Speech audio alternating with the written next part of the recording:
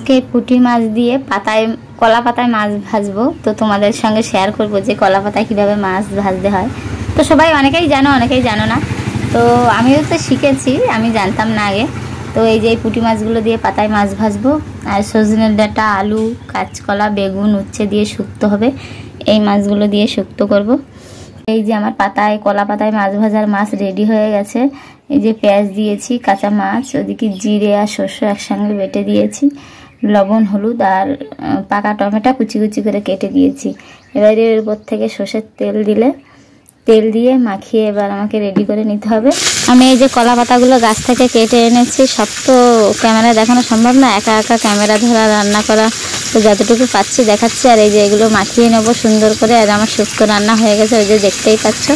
আরও একটা আইটেম মানে বেশি হয়ে গেছে, কচু দিয়ে আর সিলভার কাপ মাছ ধরেছিল, সেই মাছ দিয়ে ঝোল, শুক্তো আর এই মাছ ভাজা।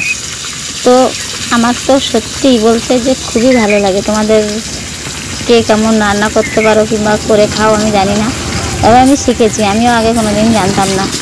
তবে এইভাবে পাতলা করে দিতে হবে। দেওয়ার পরে মানে কলা পাতা, মানে নিচে কলা পাতার নিচে আর ধোঁয়া হচ্ছে, এত কথা বলতে পারছি না।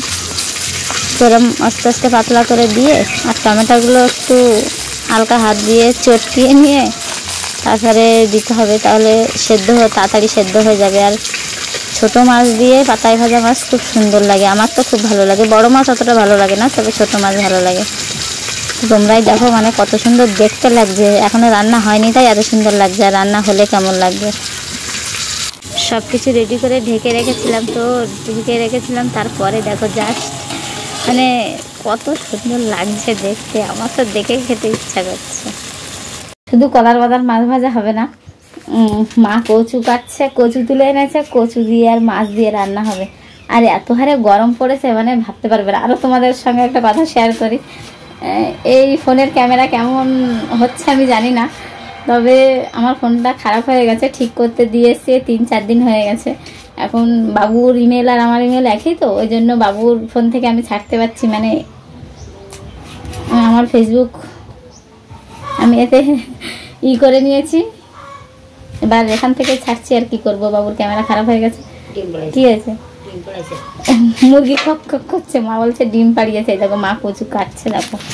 আর মানে ভাবতে পারবে না এত গরম। বাবুর ফোনের ক্যামেরা সত্যি ভালো না, কিন্তু কি করব, উপায় তো নেই, ছাড়তে হবে। আমার ফোন ঠিক হতে হতে এখনো 2 দিন লেগে যাবে। তো দেখো এই যে মা কত বড় একটা কচু নিয়ে বসে পড়েছে কাটতে। বড় কচু বাগান হয়েছে, সবসময় খালি দেখি আর তুলি আর খাই। আর কাটতে হবে না, অত ভালো লাগে না, ওটা রেখে দাও, অল্প একটু দাও আর ফেলে দাও, নষ্ট হয়ে যাবে। মুখে দেখতে একটু দিয়ে দিই, না রেখে দাও, ওটা পরে কুচিয়ে ভাজা খাওয়া হবে। আর যে কচু শাকটা দেখো কি মোটা। চলো, বিশালই গরম পড়েছে, রান্না করে নিই, রান্না করে স্নান করতে যাবো। তো ভিডিওটা ভালো লাগলে অবশ্যই জানিও। ক্যামেরাটা হচ্ছে আমি বুঝতে পারছি, কিন্তু কিছু করার নেই। বাবুর ফোনে ক্যামেরা অতটা ভালো মানে খারাপ না। তো চলো টাটা। আর তোমাদের কলার পাতার মাছ ভাজাটা কেমন লেগেছে সেটা জানিও, অবশ্যই জানিও। মানে আমি খাবো, আমি তো বলছি খুবই ভালো হয়েছে। আর আমি টেস্ট করেছি, এখনো খাইনি, তো খুবই ভালো। এবার তোমরা দেখে যতটুকু বলতে পারো ততটুকুই বলবে। তোমাদের সঙ্গে কথা বলতে বলতে দেখো মাছ 1 পিঠ হয়ে গেছে, আরও 1 পিঠ দিতে হবে। আর এই মাছ ভাজাটা হতে যে কতটা লেট হয় তোমরা ভাবতেও পারবে না। তো 1 পিঠ হয়ে গেছে, কলা পাতা উল্টিয়ে আর 1 পিঠ দিয়েছি। দেখো পাতাটা হালকা হালকা পুড়ে গেছে, কত সুন্দর দেখতে লাগছে। আর দেখেই তো জিভে জল এসে গেল। অনেকটা টাইম লাগে হতে, আবার ঢেকে দেবো, আবার আর 1 পিঠ হবে, তবেই মাছ ভাজাটা সম্পূর্ণ হবে। তো সবাই দেখো কত সুন্দর লাগছে, আমার তো দেখেই জিভে জল এসে যাচ্ছে। আর আমাদের বাড়ি সবাই পছন্দ। আর একটা বেড়ে গেল, এই যে কচু দিয়ে আর এই যে সিলভার কাপ মাছ ধরেছিল, সেই মাছ দিয়ে মাছের ঝোল হবে এখন। কলা পাতায় মাছ ভাজা কে কে পছন্দ করো জানি না, তো আমি তো খুবই পছন্দ করি। আর আমি প্রথম শিখেছিলাম আমার এক ননদের বরের থেকে, মানে আমার নন্দে জামাইয়ের কাছ থেকে।